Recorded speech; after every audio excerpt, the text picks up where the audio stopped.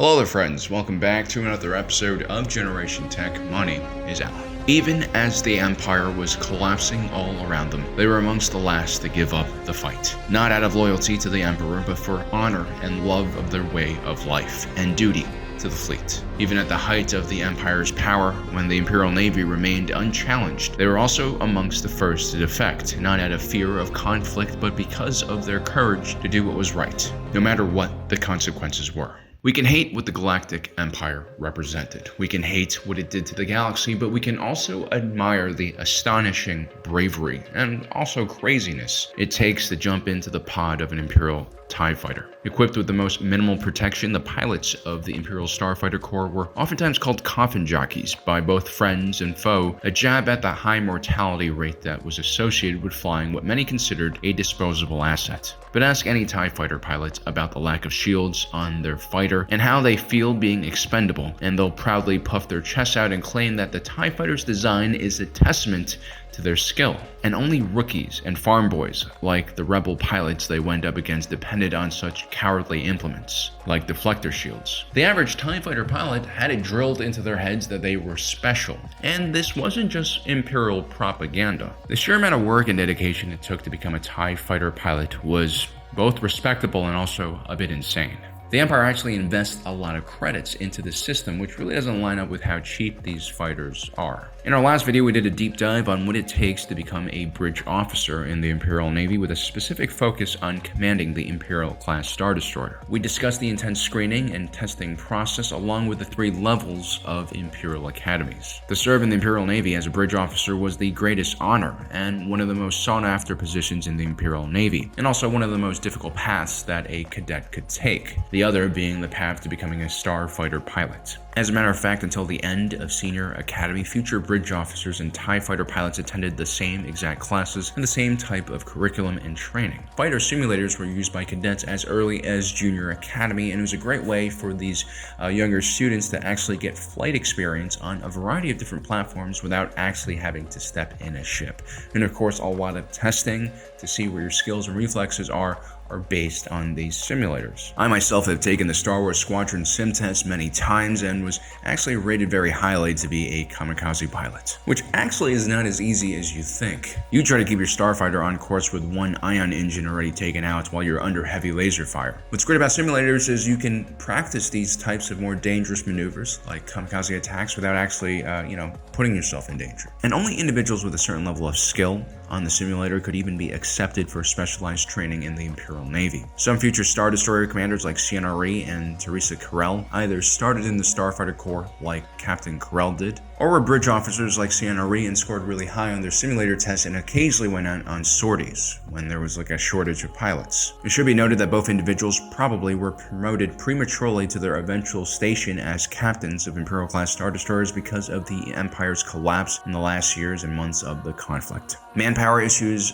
plagued the Empire greatly at the end of the war, and so you would see a lot of shuffling around of personnel to more essential positions. I guess by that time the Empire really kind of lamented the fact that they didn't go for the TIE defenders, with the shields, because at that point pilots became a very valuable commodity. And you would see the First Order actually adopt a completely different strategy on how disposable their pilots were. Other training involved understanding the basic mechanics of their ships and how to reassemble the famous twin ion engine by hand. Pilots were expected to do all the maintenance duties on a variety of different starfighters and bombers. They also needed to understand how to reprogram their targeting computers to fix the various systems on their ship from the cockpit while flying. Remember, TIE fighters do not have astromech slots, so you basically have to troubleshoot everything yourself. TIE fighter pilots also had to learn basic survival and evasion skills should they ever be shot down. This included learning how to fashion a distress beacon out of wreckage. Now, these two roles, fighter pilot and bridge officer, were always somewhat intertwined in the academy system. Both were very difficult programs to enter, and both eventually ended up in the Imperial Navy. But what really determined where an individual went was not just based off of their test scores and their skills, but just how ambitious they were and what they were focused on. Becoming the commander of an Imperial-class Star Destroyer was appealing because it granted an individual power over more than 40,000 other souls, along with a 1-mile-long battleship bristling with weapons and an onboard complement of several squads of TIE fighters, along with an entire legion of stormtroopers. In this position, one garnered respect because of all the resources and people that they commanded. And ultimately, when you get to the level where you command a capital ship, you've usually reached the rank of commander or admiral. Everything from then on in your career was heavily related to politics and administration, which meant meetings upon meetings upon meetings. Starfighter pilots were a completely different breed. I mean, some harbored political ambition and would run for office later on after their careers ended, but almost every individual who climbed into those pods yearned for the thrill of the flight. You know, inertial compensators dialed down to 97% so you can feel that clean acceleration out of the hangar and into the beyond. It was complete, total freedom. You know, life on a Star Destroyer, even the largest vessels, was pretty cramped. Almost everyone had to share bunks. Everyone had to dine in shifts, go to the bathroom in shifts, have recreation time in shifts. There were always people around you. There was no space.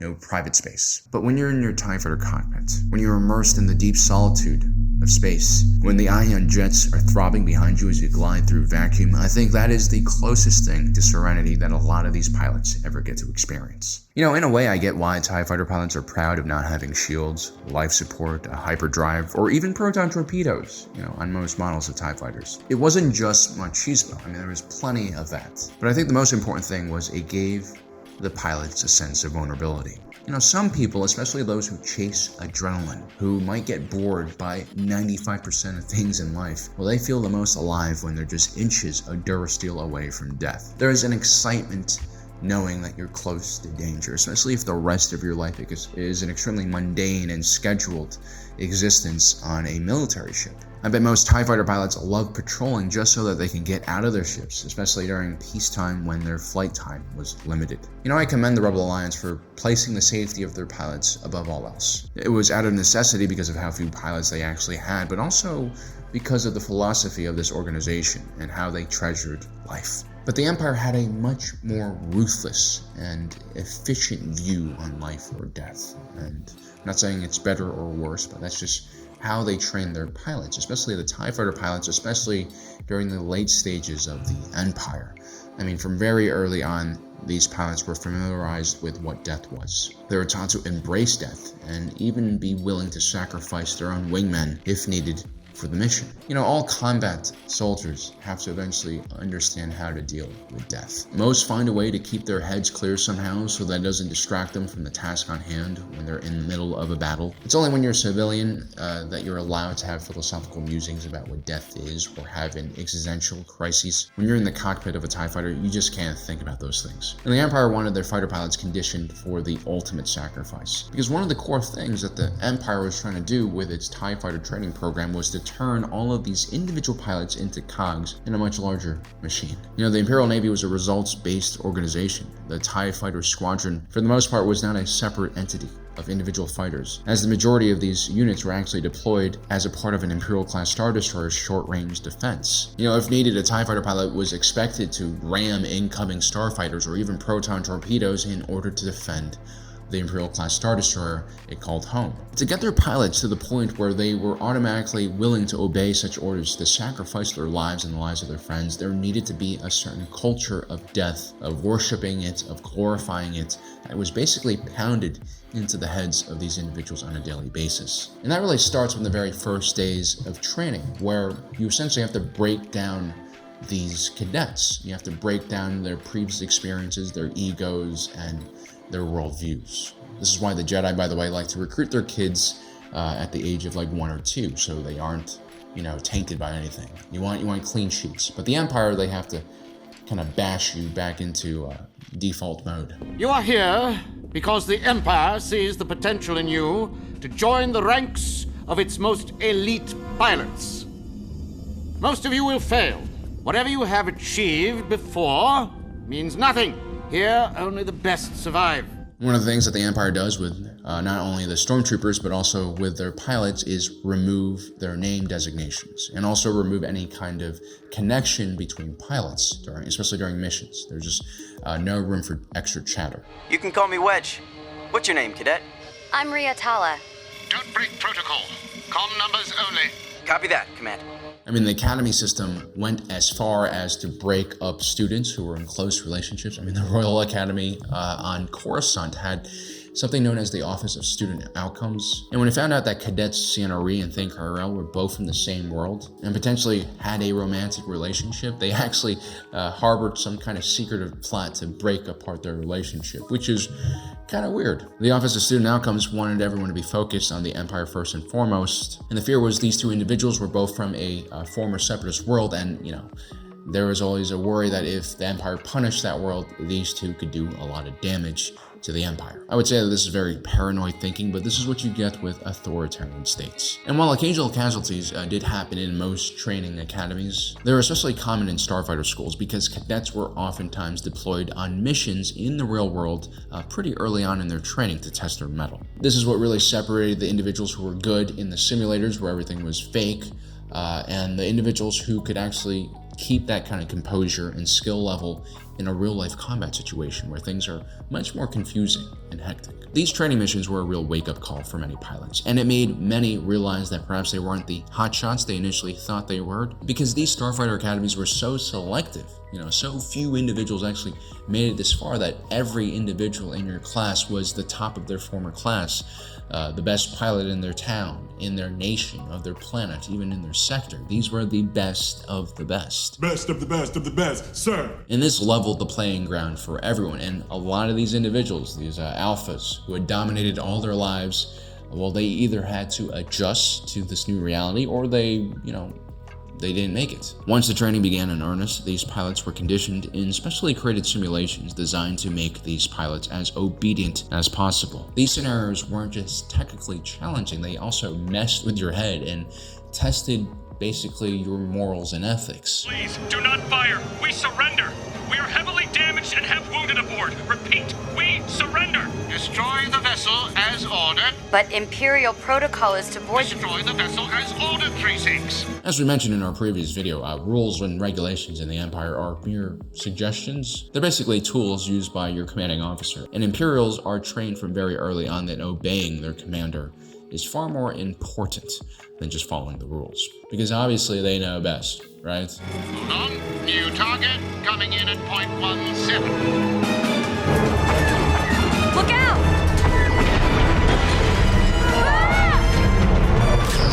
What this simulation is trying to condition into the pilots is that even if you're in this ridiculous situation where you're being told to shoot at a damaged civilian ship that's asking for help from you, you just do it. You don't think.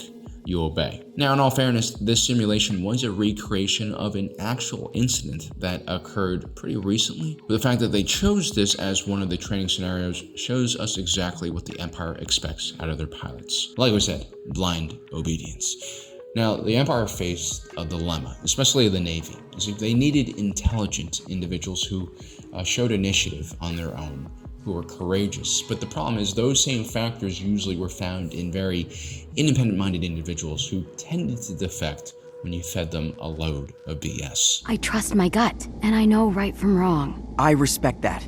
A lot of people here won't. And not only did these pilots have access to ships, albeit without hyperdrives, their psychological profiles often made them quite astute and very difficult to indoctrinate. The rebels are a desperate group of extremists. They'll fight with any ship using any means necessary to undermine our authority. That is why orders must be followed without question. It didn't take very long for a lot of these Imperial pilots to realize that the Empire was not exactly what it said it was. And honestly, a lot of people think that the TIE fighters lacked hyperdrives because of the mission they were created for as short-range interceptors. Others say it's about cost. I actually think one of the big reasons is they removed hyperdrives from these ships so that people couldn't escape as easily. You can mass produce hyperdrives, make them very cheap. You can have a logistical network for hypermatter fuel, but what you really cannot stop is if TIE fighter pilots just start defecting en masse, and if you can't catch them, then more and more people will just do it. especially if things get bad during the war, which it did. But, not all of the really intelligent, courageous individuals wanted to defect. Some were naturally aligned with the more authoritarian system of the Empire, individuals who were kind of like Crosshair and had no problems with blasting away civilians that were potentially traitors. Others didn't really care about politics either way and just enjoyed the thrill of flying. Or killing. I mean, there were a lot of those guys as well. And there were also individuals who were just too afraid to rebel and just wanted to follow the path that they already set on. A lot of these people put a lot of work into getting where they were. A lot of these people were the first people to leave their planet or had basically no other life back at home to go back to. Those who continued, even those whose faith in the Empire was momentarily shaken, would eventually double down and follow through with indoctrination. And many found pride and prestige once they graduated. In most classes, 90% of people dropped out or died,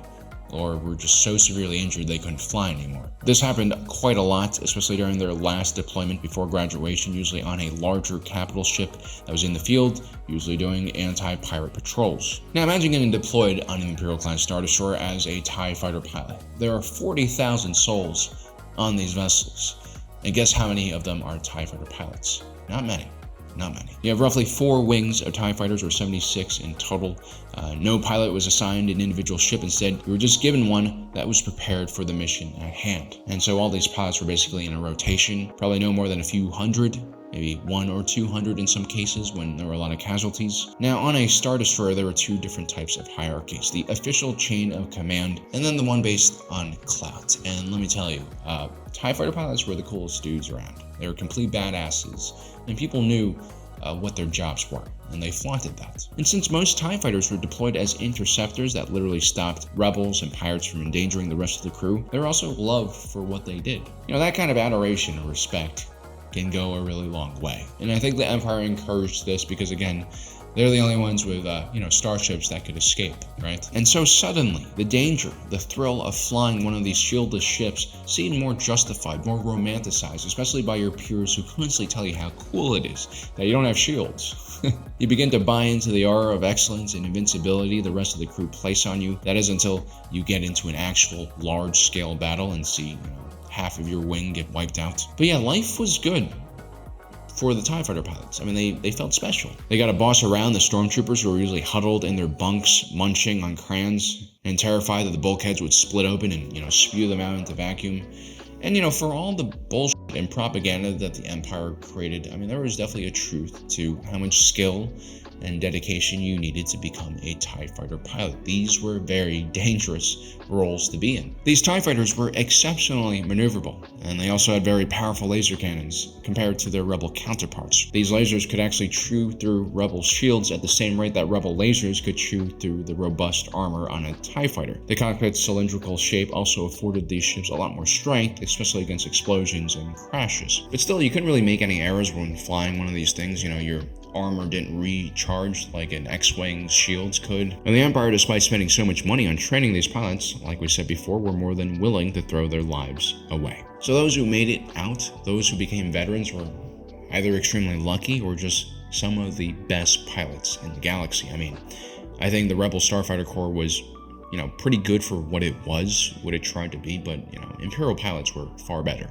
in most cases. And these pilots are driven by their duty to the Empire, but equally as likely their desire to test themselves and prove that they are dominant and better than their opponents. While the competition surrounding bridge crews were not completely merit-based and involved a lot of politics, backstabbing, and shenanigans, the TIE Fighter program was probably the most merit-driven part of the entire Imperial Navy. Simply put, if you're not good at flying a starfighter, you died. And unlike a lot of bridge officers who desired to eventually command, a Star Destroyer and get away from kind of the battle lines and, do more politics or administration, most TIE fighter pilots never wanted to move beyond wing commander because they actually wanted to stay in their starship. Kind of like Wedge Antilles. He might have defected from the Empire very early on, but like all TIE fighter pilots, he tried to remain in his cockpit for the entire Galactic Civil War and refused multiple promotions from the Rebel Alliance and also later the New Republic. So there you have it, guys. The Empire might be a very hated faction by a lot of people, but again, respect your enemies, know your enemies, or else you will foolishly underestimate them like a lot of Rebel pilots did. Anyway, I hope you enjoyed today's episode. Don't forget to subscribe and hit that notification button down below so you don't miss out on the rest of our awesome content. As usual, my name is Alan, reminding you that my allegiance is to the Republic, to democracy. I'll see you next time.